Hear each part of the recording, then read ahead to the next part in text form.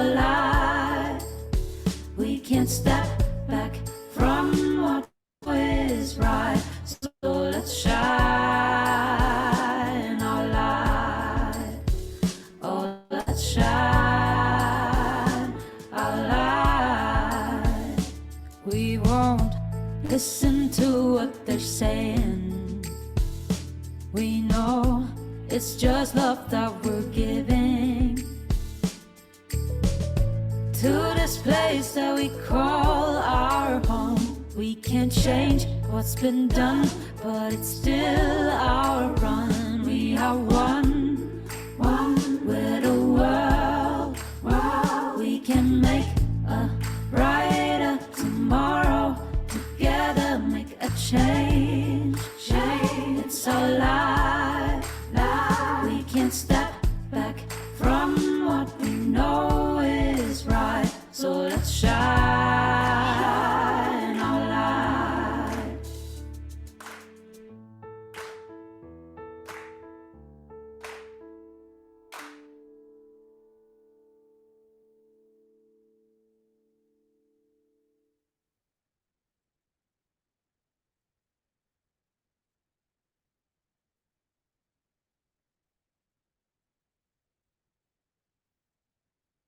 I am Sanjoy Roy, the co-chair of the Catalyzing Change Week Programming Committee. Welcome to Catalyzing Change Week 2024. This is where we'll not just have conversations, but we'll actually see change. We'll see change makers, innovators within the social space. You'll meet government folks and funders. You'll see people who've done excellent good practice that we can learn from. And most importantly, it'll be a place to network, learn, and exchange ideas. So do dive right in to the Catalyzing Change Week 2024 and enjoy the experience.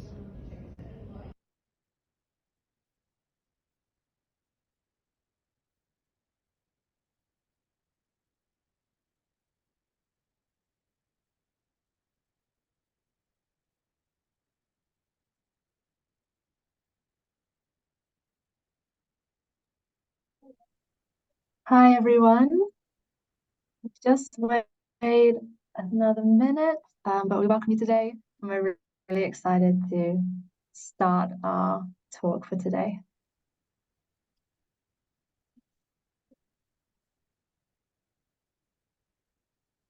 Yeah, I've seen the talk. I think I'll actually go ahead. Hi everyone, welcome to our session today at Catalyst 2030 on practicing radical change and shifting power in funding development. This session is brought to you by Climate Kick and the Centre for Public Impact. And I'm Jess, and I'll be the moderator today for the conversation. So a little bit about our hosting organisations. We have EIT Climate Kick, which I'm also a member of. Our mission is to catalyse systemic change for climate action through innovation. Our approach is holistic and systemic, integrating sustainable economic development, social change, new institutions, and technology solutions to advance climate mitigation, adaptation, and environmental regeneration. We believe in a just, climate resilient, beautiful future achievable through profound mindset shifts and unprecedented collective action. Together, we advocate for urgent systems change. We are also supported by the Centre for Public Impact, CPI. They're a non-profit working with government, civil society, the public sector, and social impact organisations across the globe to help them centre complexity, learning, and relationships to deliver greater impact.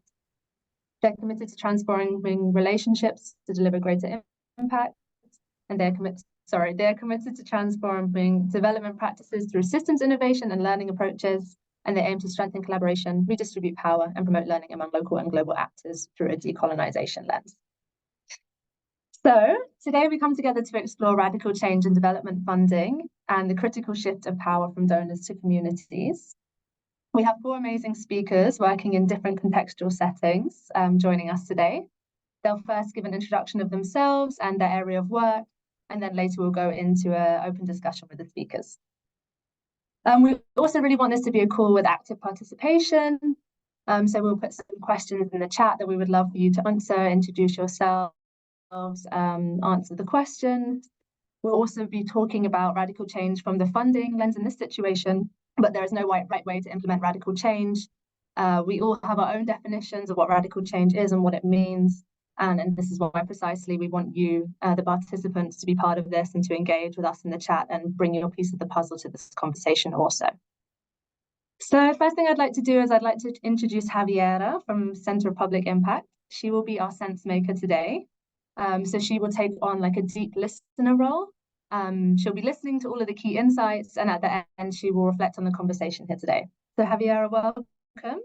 And we'd like to know, what are you particularly curious about today to know from our session? Through what lens will you be looking at the topic in? Thank you so much, Jess, for this question. And hi, everyone. I'm very happy to be here with all of you. I think I'm very curious to learn more about the personal experience of each of the amazing speakers that will be sharing part of their journey with us today, because I'm sure that today we all want to, or we all came here with an intent, or we have a purpose. We really believe in radical change, but sometimes there are barriers, structures that really don't allow us to do that. And we're kind of scared, or we don't know where to start from. And so I'm very curious to hear about these experiences, to see if we can get new ideas, a bit of like to spark our imagination, and maybe end our day with a bit more motivation to really move towards radical change. So I'll be here just listening to what everyone has to say, and I mean really everyone. So please share your thoughts in the chat. We will be reading them all. And at the end of this session, this hour, I'm gonna share with you a couple of key points that hopefully might be relevant for all of us to reflect after this session. Thank you so much, Javiera. Great. So I think let's dive into our exploration of redefining development funding and shifting power dynamics. Today, we're excited to delve into reimagining funding practices within the development sector and how this can really lead to transformative change. Our speakers come from very diverse backgrounds, and they'll be sharing their experience and case studies that examine and challenge the current funding ecosystem. So they'll discuss their work around funding practices aimed at fostering deeper collaboration, shifting power from donors to communities, and creating a more equitable and effective funding ecosystem. So with that in mind, I would like to first invite our first speaker, who is Kenza. She is joining us from Morocco, and she is a researcher working on development aid ownership and governance, particularly from a policy perspective. So I'd like to introduce her and get her to introduce herself and her work. Thanks, Kenza. So thank you, Jess. Really happy to be among you here for this talk. Yes, so as you said, I'm a researcher interested in the aid programs and cooperation development projects. I mainly worked on employment-related programs. So I was diving into this ownership paradigm and how aid programs throughout their governance architecture, they really enable policymakers to invest in these aid programs as a laboratory and experimentation room for drafting their policies and implementing them. So really happy to be among you and share a bit of insight from my research. Thank you.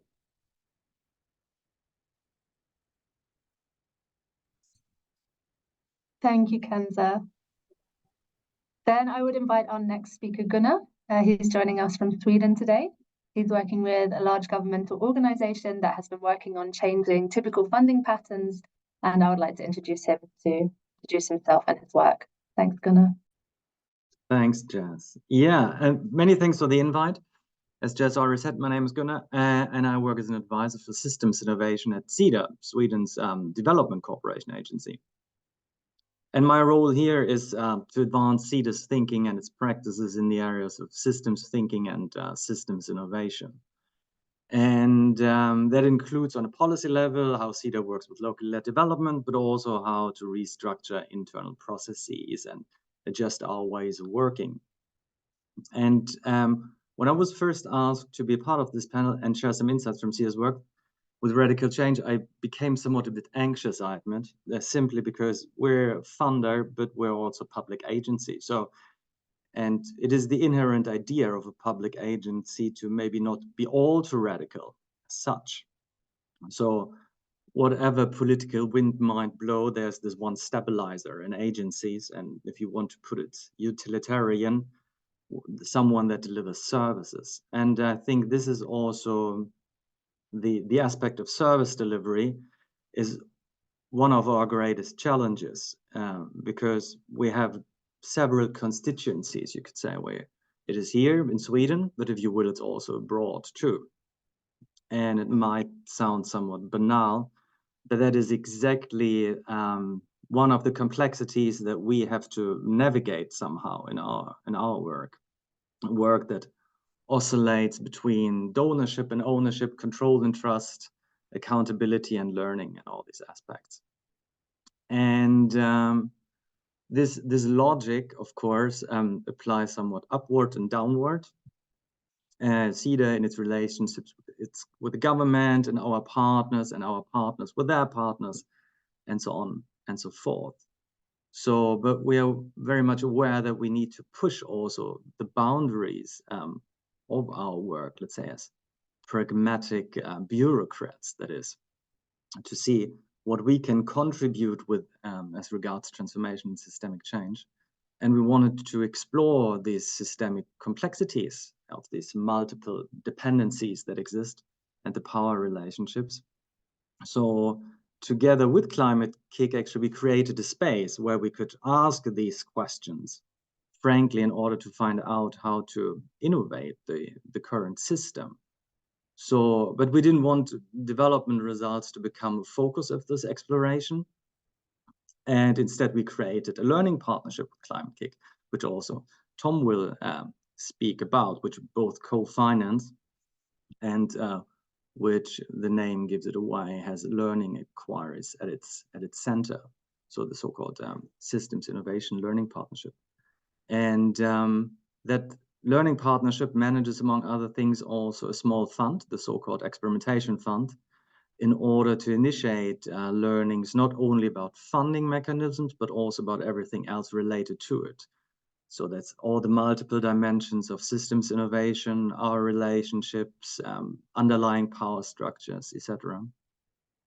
And when I speak today, actually, I'm technically not a part of that very I'm not a part technically of CEDA, I'm a part of that project. So I do not manage it, I do not transfer funds to it, or I do not endorse project reports either.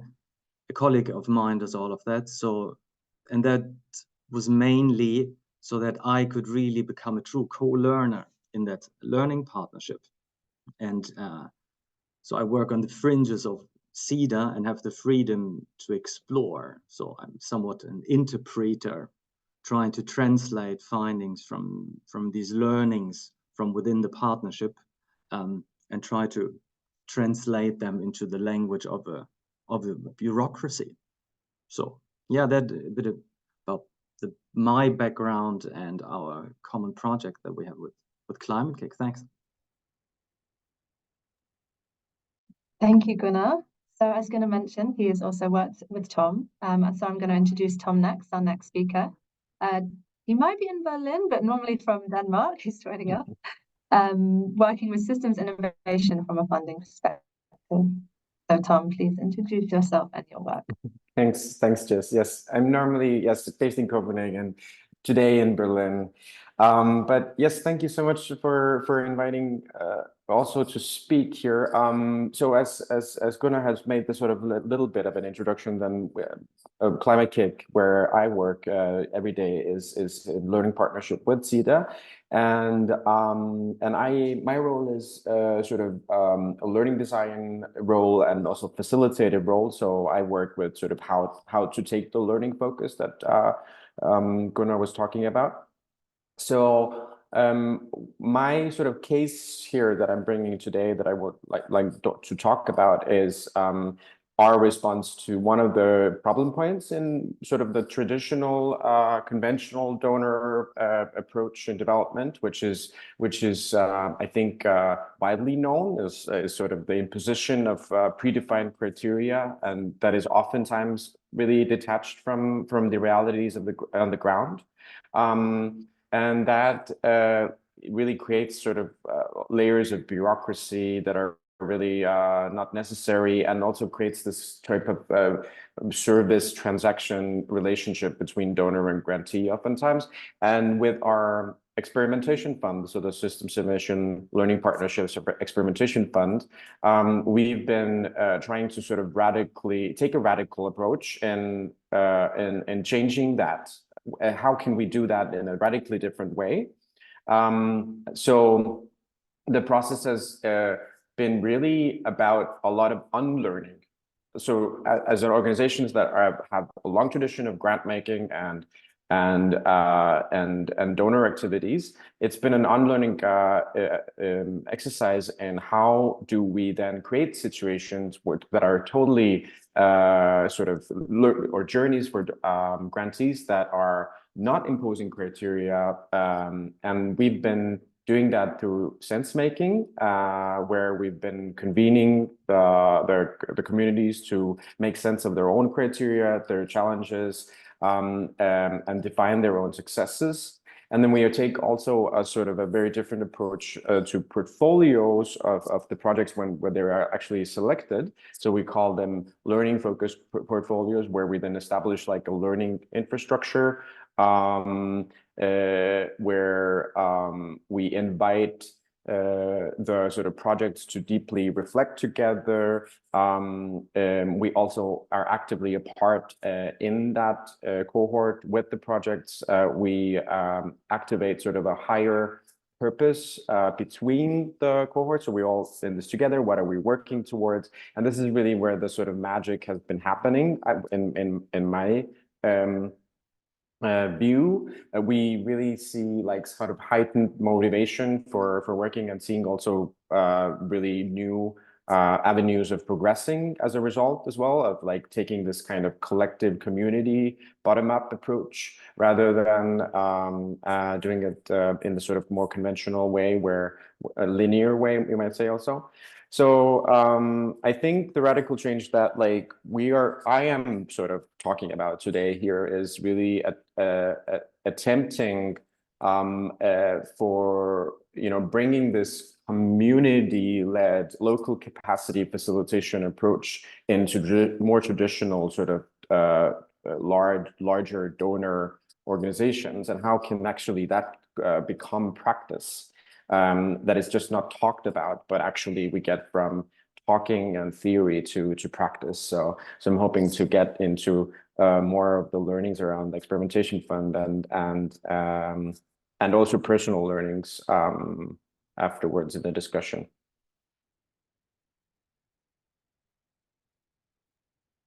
Great, thank you, Tom. Lastly, then, I would like to invite Amin, who's joining us from Morocco and working on leading transformations in Africa and looking at open emergence strategizing as a practice, to introduce himself. Thank you for having me. So I'm Amin. I'm currently serving as the Dean of Research and Faculty Affairs and the head of the Leading Transformations in Africa Excellence Center at the Africa Business School in Rabat in Morocco. So I'm mostly rooted in the exploration and implementation of transformative changes within organizational and societal context. I'm particularly passionate about societal innovation and dealing with complex, wicked issues, which has led me to my involvement in impact kind of projects in advisory capacities, as well as in more kind of publication or thought leadership. I've been very much interested in fostering multi-stakeholder and cross-sector collaboration, aiming to create sustainable bottom-up socioeconomic development strategy. So that's kind of my work. And today I would like to discuss I think a very interesting project for our topic, which is the Ministry of Education, Moroccan Ministry of Education, transformative facilitation project. So that's a prime example as how I see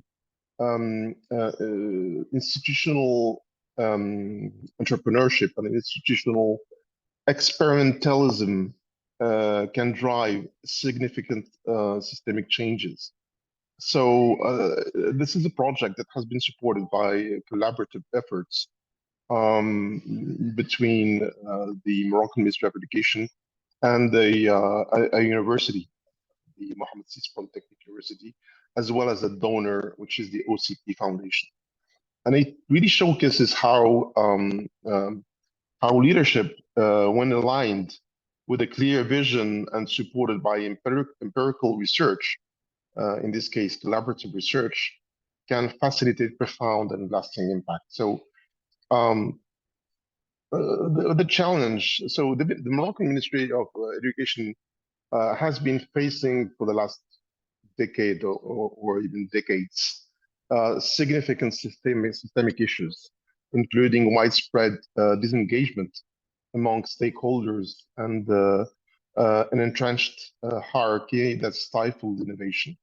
So recognizing that the need for drastic change, the ministry, supported by high-level leadership, including the minister himself, and also the education reform unit, they embraced a new paradigm rooted in more dynamic and participatory methods. So this shift was instrumental in the adoption of transformative facilitation, which focuses on creating scenarios and settings where stakeholders can co-create solutions, emphasizing openness and collaboration. The project has been designed as a systemic inquiry and action research project. So this, as well as combined with action learning and experimentation, of course.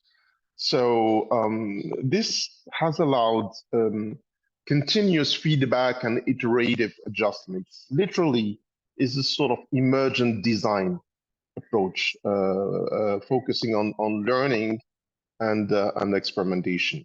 So this governance model was crucial in facilitating the collaborative inquiry that was necessary for understanding and addressing the educational ecosystem's complexities. At the heart of this dynamic adaptive governance model was the role of transformative facilitation. So what we mean by that is that educators and facilitators are trained not just to lead schools or departments or services at the local level or provincial level, for example, but also to act as stewards, as catalysts for change, focusing on how to foster environments that are conducive to dialogue, to trust, and to collaborative problem solving. So the adoption, so it's 14 or 15 months long project. It's still we're still in the middle of the road, but until now we've been able to train or to have a cohort of almost 100 stewards and transformative facilitators at different levels of the educational system, provincial, regional, and central level. But after 6 months from the starting point of the action learning, because we've taken time for collaborative inquiry, focus groups, etc., to co-design the system itself. The adoption of this approach has led to enhanced stakeholder engagement, and we're starting to see a real cultural shift towards distributed leadership and also an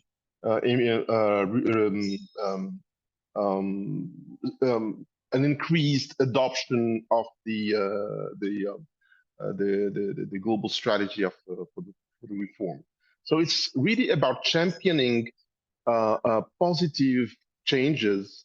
It's really tracking and fanning the local initiatives, the local innovations that foster on co-creating dialogues, on experimenting change, and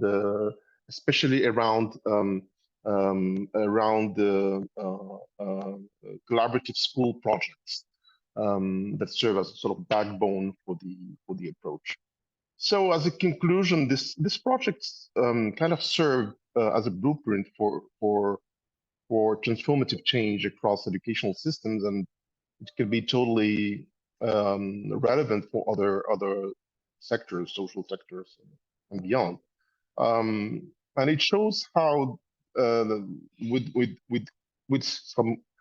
some courage, of course, but also with the commitment to adaptive learning, with being backed by supportive, visionary leadership, it shows how profound systemic transformations are not only possible but within reach.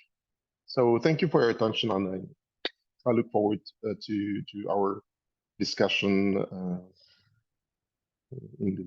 Thanks so much, Amin. Thanks. I want to just go back to Kenza for a second and give her a bit more of a chance to introduce her case study and a bit of her work. So Kenza, passing back to you. Yes, thank you, Jess. I was thinking that it was just a way to introduce ourselves first, but yes. Basically, my research, throughout my research, I started talking to different aid workers throughout different bilateral agencies. And one thing that really strikes me is that they all have a difficulty in having their aid projects and their aid design sustained throughout the end of the projects. Mainly when they work into a project, it has a time frame of 3 to 5 years. But once it ends, they provide a bunch of toolkits of evaluations, of all sort of learning lessons, but those, they end up in drawers official. So the way in which they are presenting these toolkits and these learnings, it ends up not being scaled up in local policies and local national policies, where this is basically the main intention. We think of aid projects as laboratories of policy making, as a sort of a room, a space for elaborating these policies. But the most important thing is that these policies are not only a policy transfer. We need to think of it as an owning space for policymakers, national policymakers, especially. That's the look where I was really interested into how policymakers perceive this space created through this aid intervention, how these policymakers, they own the process of experimenting their own policy. So what we think of radical change in the way the aid projects operate and aid funders operate is really to shift this experimentation for policy making from a policy transfer to owning a national policy, where there is a leadership from policymakers to create their own innovation to gain credit. Why credit? Because from a policy perspective, credit is important to gain some kind of accountability over these innovations. And again, why is it important? Because when we are operating into some economies that are very fragile in terms of a social dialogue, where we have high informality of jobs, where we have a vulnerable population, we have a distorted social contract with this population. So it's a kind of way of seeing this policy experimentation as a second chance to provide politicians to regain trust of this population. Look, we're doing something new. We're trying to come up with a long-lasting issue of unemployment, which is also a result of a lot of failing policies as well. Like we have here in Morocco, high school dropout rates.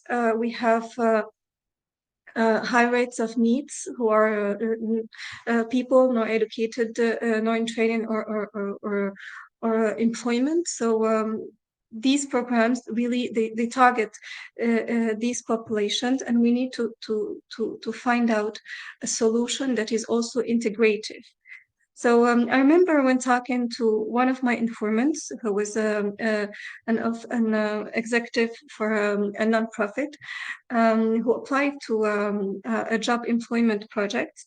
He said dealing with vulnerable women who are subject to household violence, the projects aimed at creating jobs for these women. But prior to creating jobs for these women, there's a whole process of making these women as job seekers, as active job seekers. Like they need psychological assistance, they need childcare, they need transportation, safety, for instance, like they're placed in remote neighbors and areas. So there's these tendencies of aid funders to have the private sector as the main drivers for aid projects, whereas I see it basically as a policy issue with a public engagement taking the lead to have this integrated approach of providing transverse solutions not only to unemployment but also all related transverse issues of employment.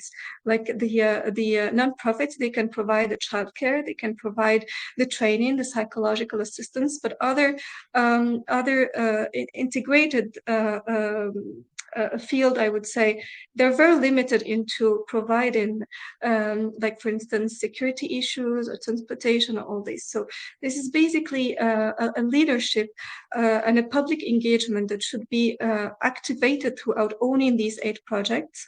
And most importantly, this leadership, creating an integrated and collaborative ecosystem, is aimed to sustain over time once the donor ends up the projects and gets out of the projects, which is really the bottleneck of aid projects, because the leadership, when talking to aid providers, it's more held currently by aid providers who are creating this ecosystem. So when we think about radical change, is really to see how politicians think beyond providing evidence, beyond providing proofs of concept, beyond providing like cost-benefit analysis, is how politicians will have a buy-in to these programs. And the most importantly is to create this ecosystem of stakeholders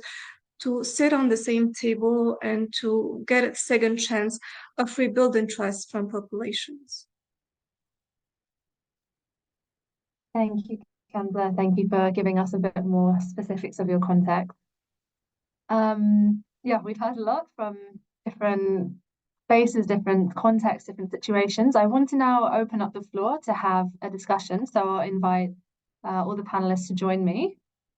I think I want to start by asking a broad question to all of you and see whoever wants to pick this up first. But you're all talking about radical change in your context with your stakeholders in your settings, and I'm wondering why is a systems approach really needed when attempting radical change? So open it up to anyone that feels to answer. Why is a systems approach needed for radical change?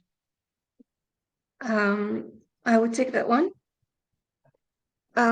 Well, basically, a system thinking approach is a way of thinking different perspective and different spectrums from the policy issues that is encountered.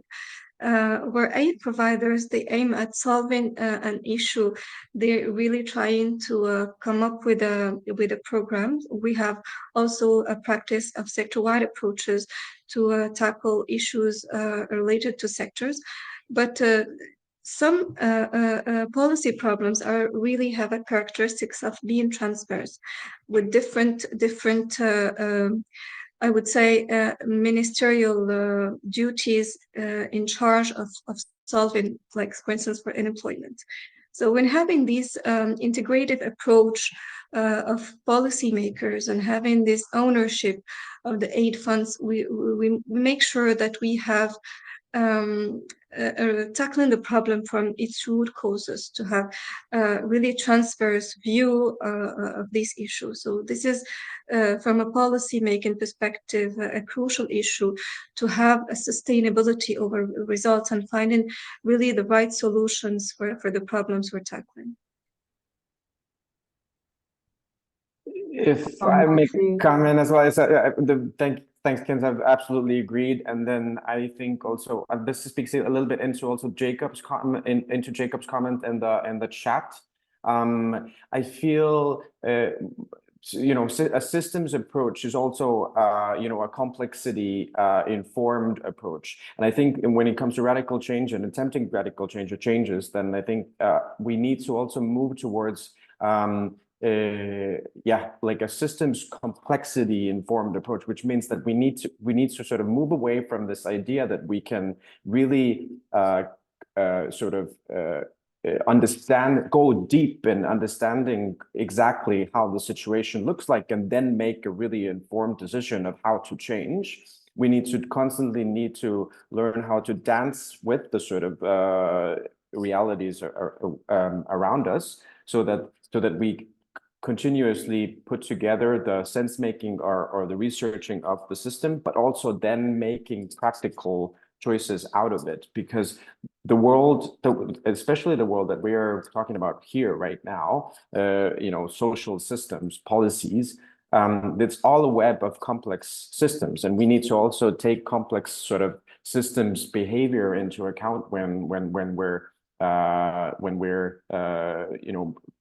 attempting any kind of change. Because I think what Jacob is here like pointing towards is this kind of a little bit mechanical or like sort of complicated way of analyzing the world to bits and then making decisions out of it. And that really doesn't apply when we are talking about these really, really highly complex social systems, where we need to take this cyclical approach to sense-making practice, sense-making action practice. And that's ultimately then comes down to what we then call learning, taking learning into focus. Like the sort of ultimate goal is learning to be better, right? Learning our way forward.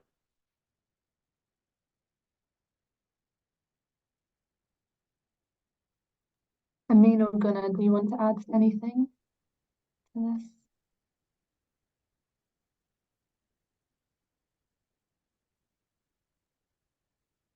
No, I think Tom and Kenza have expressed this very, very well. Both the complexities of reality and the approach that needs to be taken.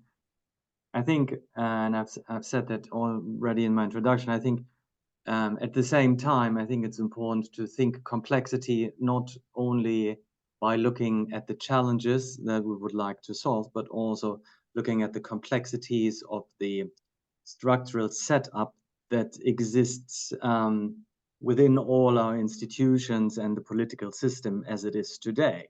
And I think it's very important to also take into consideration, when one speaks about radical change, how these structures play an important role of how we look at the world today. And that if you look at it from a systems innovation perspective, that if one wants to facilitate such a change process, I think it's important to also broaden the scope of the stakeholders in terms of looking at how the underlying structures of the system also need to be changed to allow for the systemic lens to actually be applied. I think that's very relevant here, because it is about the funding, not exclusively, but a lot about the funding, also what we're speaking about today. And the funding today is not all, but is of course regulated by due diligence and compliance mechanisms and so on and so forth. So it's important really to not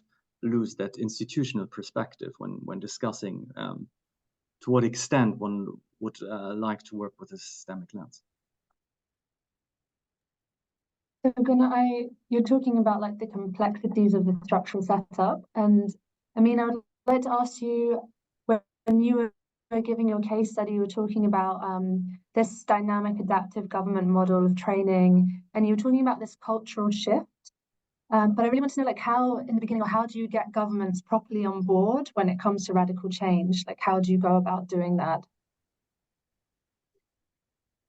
Yeah, thank you for the insightful question. So, knowing the answer, engaging governments in radical change requires not only a clear vision and strategic alignment, but what the Ministry of Education case in Morocco shows that robust partnerships, cross-sector partnerships, and evidence-based approaches are of the essence as well. So, this transformative facilitation program within the Moroccan Ministry of Education, what it shows, it provides a prime example of how this collaboration between university, the double helix, the triple helix thing between different sectors can be instrumental in promoting and fostering systemic change. So I think a first step is really this notion of collaboratively designing initiatives. So it's a sort of co-creation, collaborative co-creation of public policies that align with governmental priorities, but also with societal needs. And in our case, we engaged in this endeavor through this systemic inquiry. And the purpose was really to deeply understand the educational ecosystem at the different levels of the systems. The idea was also to build trust, which through a very progressive learning as we go approach. By involving a broad variety of stakeholders, by managing the sort of productive tensions between the frames, the institutional logics of the different actors at play, we managed to get to sort of a robust knowledge, fine-grained view of the specific challenges, which helped us ensure that the interventions were contextually tailored and inclusive. Yeah, and I will finish on that. So the challenge part of that is this adaptive management and continuous learning part, which when we use this feedback loop principle, would mean that at some point we need to redesign dynamically the program itself, and that's a challenge. We haven't found the issue yet. It's just best we found was to frame that as a sort of action research, collaborative action research, and involvement of university was instrumental in helping us manage that. Yeah. Thank you for your answer. I'm good. Then I would say a bit on the other side, you're working for a large governmental organization. And as you said, you've been working with the Systems Innovation Learning Partnership with Tom, and I know other initiatives as well, to change this typical funding patterns and to collaborate differently than is normal in these settings. I'm just wondering, how has CEDA been internally working on changing itself?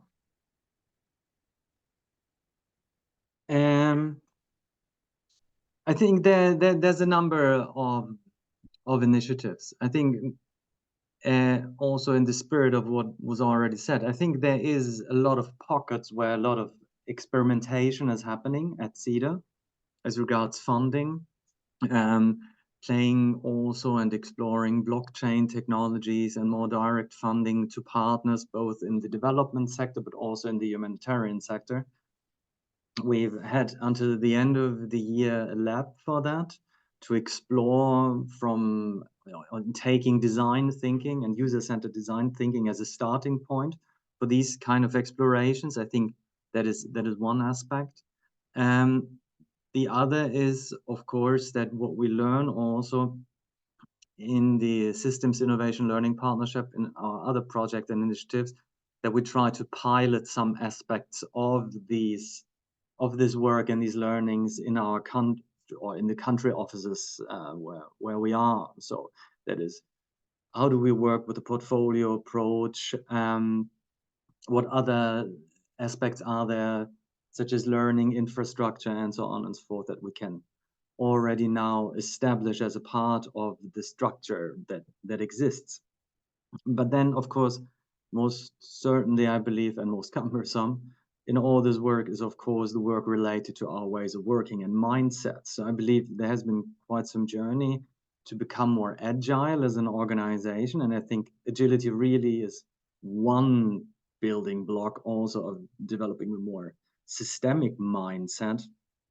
But it still needs quite some work. And I really hope that also internally, the entire discussion around locally led development and localization or decolonizing aid, however you want to call it, it is gaining momentum again, I feel. And I think it will also lead to more comprehensive work as regards systems innovation and everything that it encompasses. But it is always subject to political trends, of course, and the governance. But now I see that there is something which we can or will be able to build on, and will most certainly also change our structures, and thereby also making way for more systemic thinking to be internalized at the agency.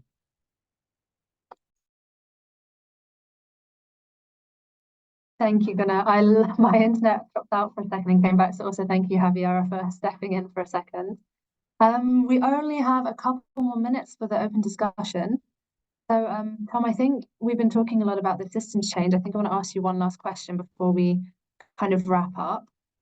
You explained before what the focus within SILP is, having trust as the center, changing this relationship between the funder-fundees. And I'm just curious to know, like, this is maybe the wide level, but how have you used this more collaborative way of working that you've experienced in this fund in your own daily practice? So how is it transferred? Yep. Thanks for the question. I would really love to hear also from, if we had time from others, also how each of us is working with our personal practice as well. Because I think one of the things that I really realized in my sort of work with these is that taking a systems approach and taking systems collaborative approach to any kind of change effort really requires one to also rethink and really reflect on one's personal practice in it as well, as a system, as a part of the system. So one of the things that I've really needed to sort of also incorporate into the way that I approach my work is there's a poet that once called John Keats coined the term negative capabilities once a long time ago, I think. And if you're interested in sort of Google that, it's a really good way of encompassing these types of capabilities that I think we need to muster and build within ourselves to work with complexity and work with the sort of radical change processes, because it's exactly like these type of that are really essential for collaborating within these complex systems that are not mechanical, and where there exist multiple truths and there's a lot of unclear pathways. There's a navigation towards a North Star, but there is not really sort of clear pathways. There's not a clear right or wrong. So, personal practices that help you actually deal with that type of complexity. So like the ability to stay within doubt, for example, the ability to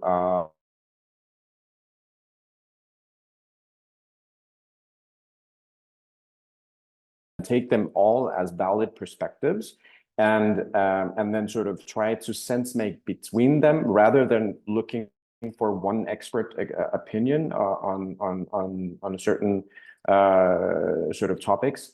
That is something that I think has become really, really essential, like sort of practice, everyday practice through working with this fund and this initiative that I think is really, really important for attempting these types of transformational changes that we are talking about today.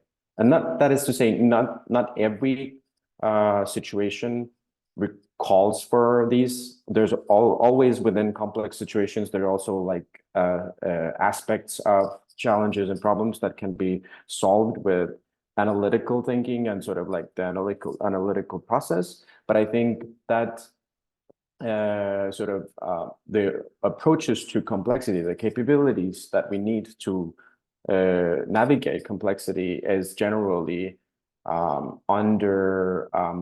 underdeveloped, or like the way that the educational systems and the sort of general ways of becoming adults and inside the workforce is built is not really building us to be ready to deal with sort of complexity. It's more the analytical thinking, and I think that's my personal takeaway from working with this, and I sort of work towards spreading, one might say. Yeah. Thank you so much, Tom. I wish we had more time to ask questions because you all have such deep insights.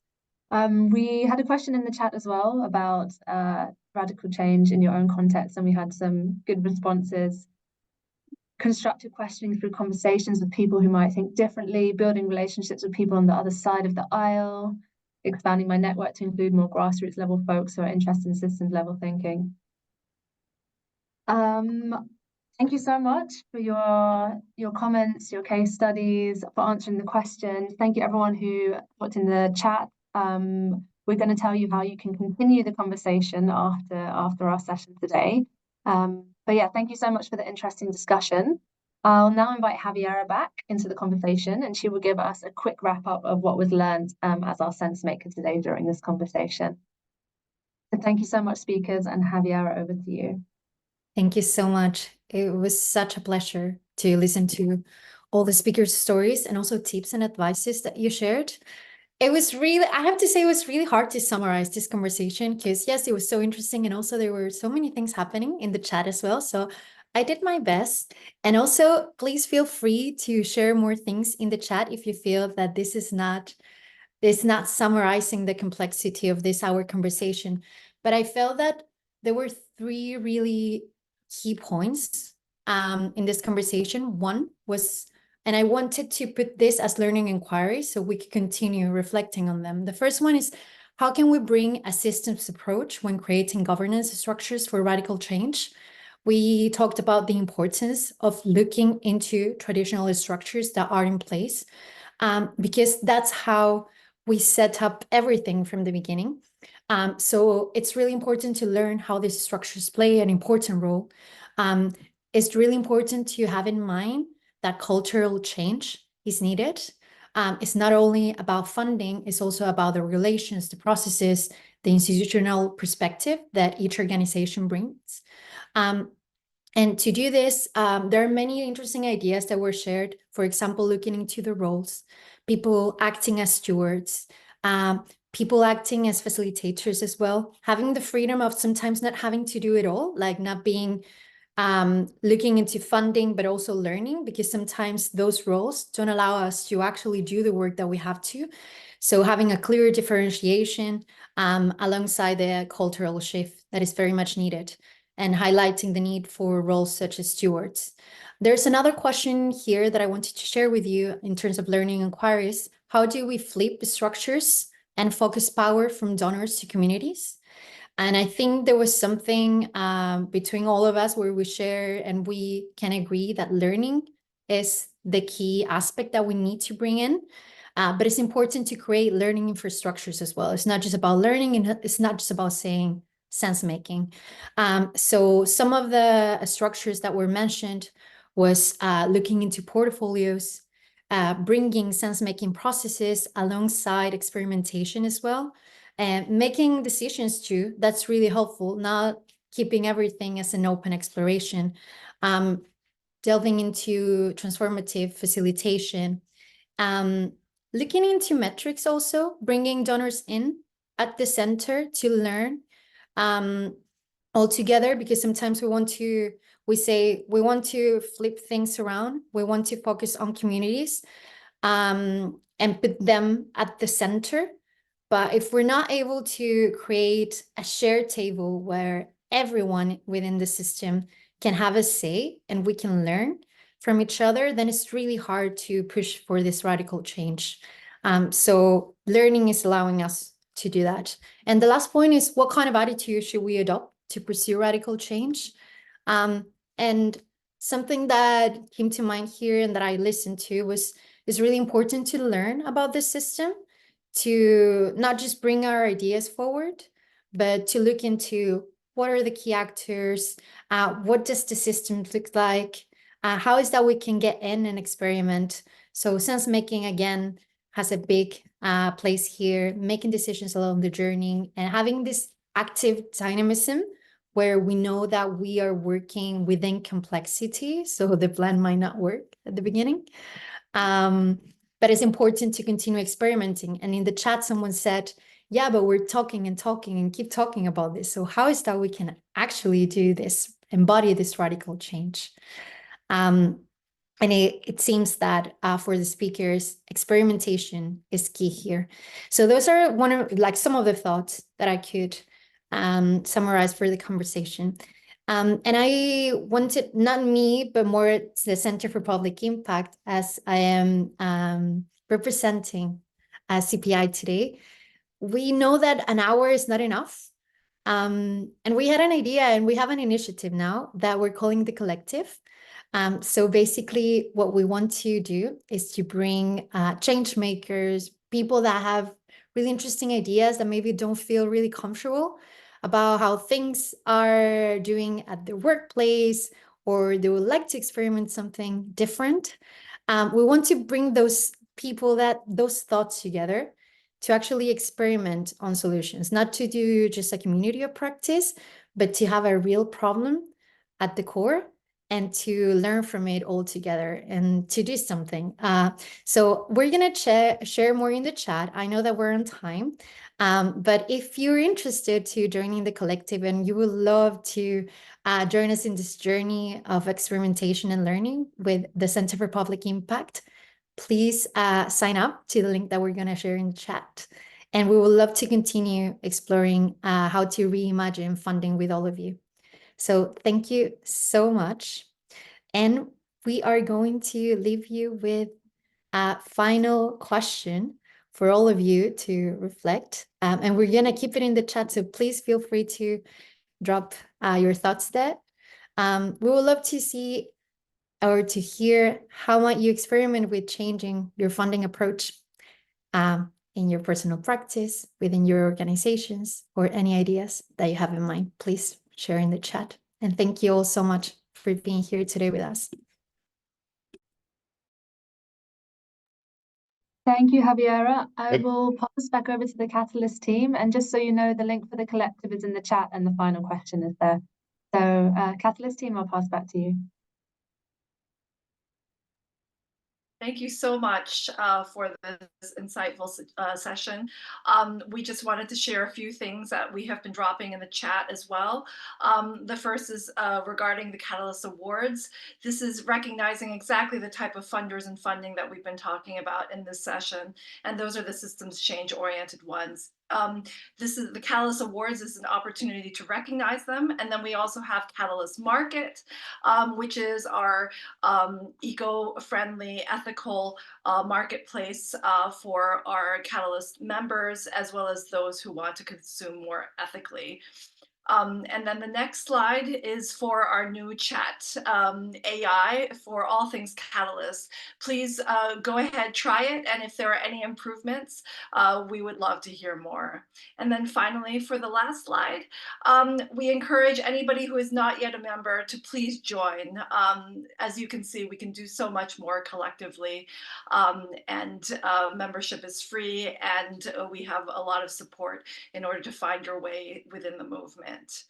And of course, Catalyzing Change Week goes on until the end of this Friday. We encourage you